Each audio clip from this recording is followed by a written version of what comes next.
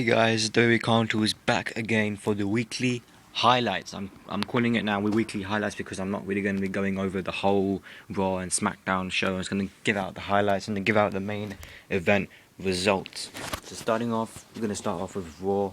So Raw was 5th of August 2013. I'd say it was okay. It wasn't actually that really interesting, but I thought it was okay. So it opened up with the focal point was Daniel Bryan throughout the show, pretty much because of his corporate makeover. So once again, he was the focal point of Raw this week, as Stephanie McMahon tried to make him more, let's say, palatable, to be honest, because she gave him a corporate makeover while Mr. McMahon tried to make him jump through a hoop worse than the gauntlet a few weeks back, shaving off his beard.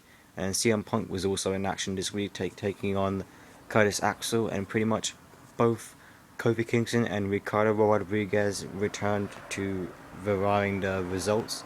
So pretty much the match results. So I think Daniel Bryan, pretty much they just cut his hair. They didn't really do anything with his beard, to be honest. They just cut his hair. It looks okay. It looks like back then in 2011 where he was world heavyweight champion. But first one, Rob Van Dam defeated Alberto Del Rio with Ricardo Rodriguez in a roll-up after sending him a crashing headfirst into a butt bucket. That was about 6 minutes of a match. I give that 2.5 stars. Mark Henry defeated Ryback by countout when Ryback walked out of the match. So that was only about a 1 minute and 45 seconds, nearly 2 minutes. I give that a 1.5 stars. The Wyatt family defeated Tons and Funk. That wasn't very interesting, so I give that 1.52. Layla pinned Caitlyn through following a kick after AJ Lee came out and distracted her former best friend, so I give that a 2.5 stars. Christian pinned Heath Slater and basically pretty much the 3MB with a spear, so that was a pretty good interesting because they're pushing Christian now up into the main event, so I give that a 2.52. 2.5 stars.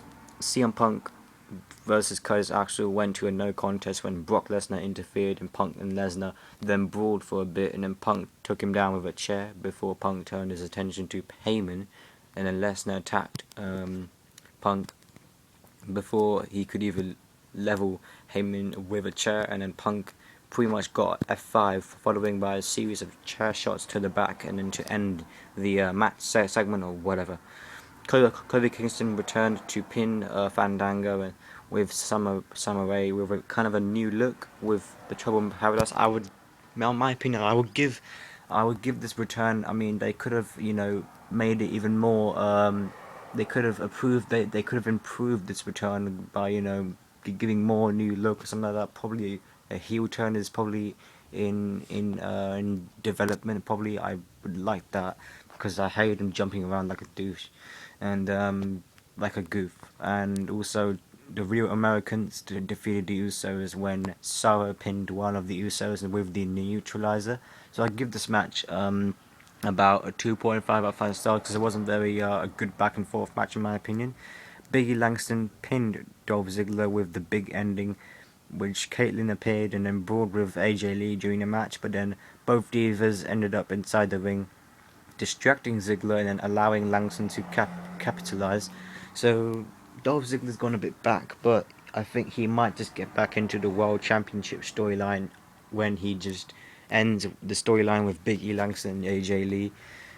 The WWE Champion John Cena and Daniel Bryan and Randy Orton defeated the Shield because apparently by DQ. That was pretty much. I'll just tell you what happened. I think what happened was that the Shield were just getting involved. They were just completely attacking John Cena and Daniel Bryan. But then Randy Orton afterwards, they all took out the Shield. But then Randy Orton did an RKO on John Cena and then an RKO on Daniel Bryan too. And then he wanted to cash in the Money in the Bank contract, but then the Shield came back, which was a huge sign for a heel turn because the way he looked.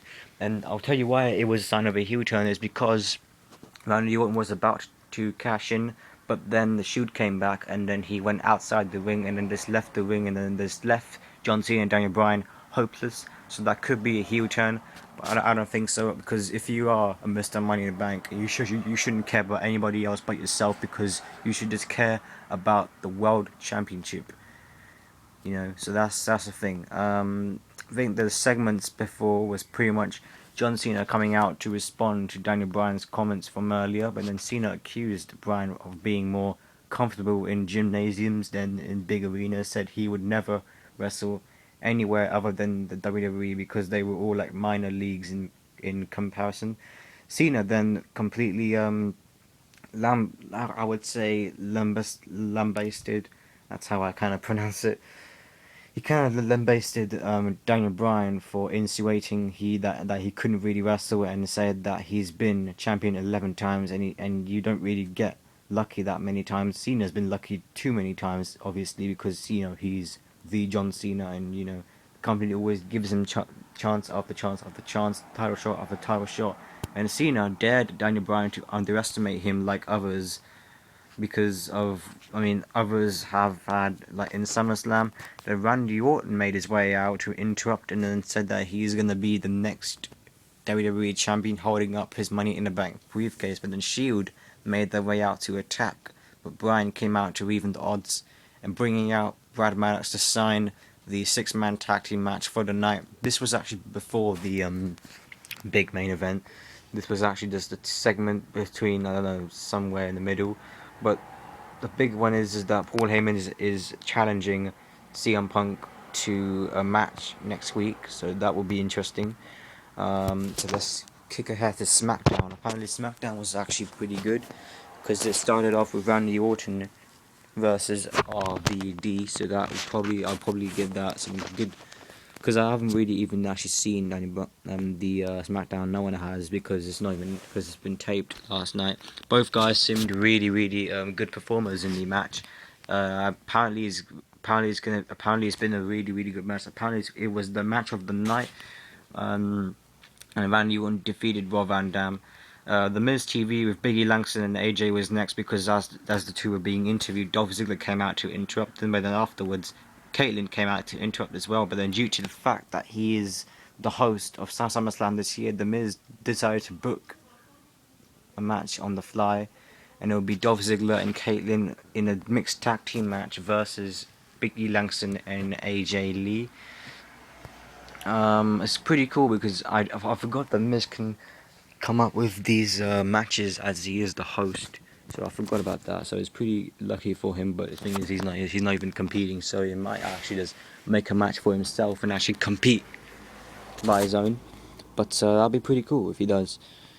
Fandango defeated Kofi Kingston after Kingston received a pretty impressive pop from the fans in Rockford, and then the finish came when Fandango hit his sweet-looking leg drop off the top row for the clean pinfall victory. But then Daniel Bryan defeated Wade Barrett following Monday's Raw. Barrett is now clean shaven. He's got his opponent in tonight's match to thank for it, and he squares off with Daniel Bryan pretty much in a decent match. It was pretty much maybe about 5 minutes, but in the end the finish came out when Bryan forced Barrett to tap out. I think Barrett needs to be ICC champion right now. He should be ICC champion right now, because he deserves this push. He deserves to even be world champion right now. But Kane defeated 3MB, and then the crowd was all over 3MB, booing the hell out of them from the get-go.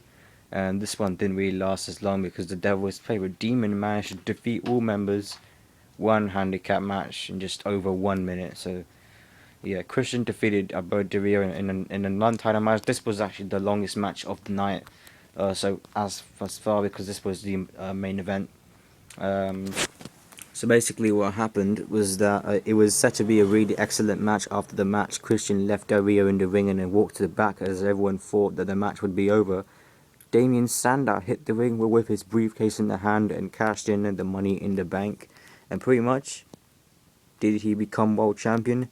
Well, Cody Rhodes came out to the ring and attacked Sandow, therefore he did not cash in the Money in the Bank briefcase, and the match did not go on, so he is not world champion. Del Rio is still champion, and Cody Rhodes attacked Damien Sandow. So that will be probably some several teasers for SummerSlam, but yeah, I thought it was a pretty decent week. I would say it was alright. I would say it's pretty good, and I think it could be better, but I'll see you guys very soon. So give me your thoughts on what you thought about it, and if you wanna have some more details, just read the link in the description below, which will tell you the whole results for both weekly highlights. And I'll see you guys very soon. Subscribe, rate, comment, and check out. And don't forget, the 2nd year anniversary of WWE consoles will be coming out August 14th, 2013. So you need to pretty much visit this channel on that day, because I will be releasing a video with some exciting new updates for the coming future of my channel for this year, next year, and the overcoming years. So I'll see you guys very soon. Peace.